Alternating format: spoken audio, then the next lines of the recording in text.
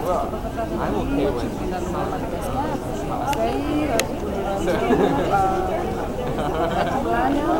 pianatra nahazo vatsim-pianarana tsivilina nianatra tany Angletera navitran'ny taona nahazo ny diplômana master amin'ny lalam-pifanana izay safidiana.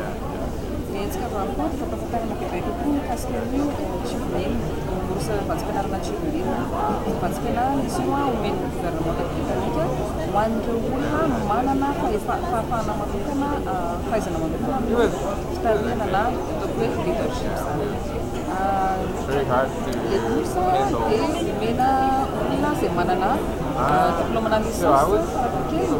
efa niasa roa taona farafahakeliny ary mahafaka le test anglais amin'ny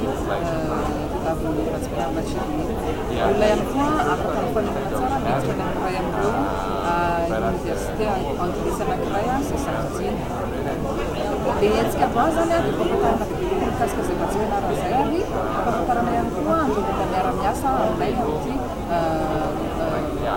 hetsika satria hetsika mbola miara-miasa aminay ary koa mihoatra ny BTP izay misaran'ny examen IELTS eto Madagasikara. Ny IELTS izay examen anisany andeha atao hoe tokana satria fa tsy raisy introduction ny toetr'arina dia ny IELTS zany no test anglais dia gavan'ny ekipa mpampiselection ny bourse tsivilina dia anisan'ny fampirahana izy dia eo koa mantomilary rehetrarehetra afaka manazava amin'izay ankizy ina tianao hisoratra anarana amin'ny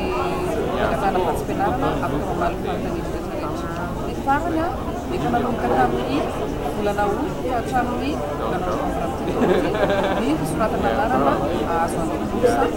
dia raha tia afatra be kokoa dia majerokina amin'ny trafitala www.chevening.org ary tia afatra be kokoa mikasika an'le association anay dia jerokina amin'ny page Chevening ny Chevening Madagasikara ronay sy ny page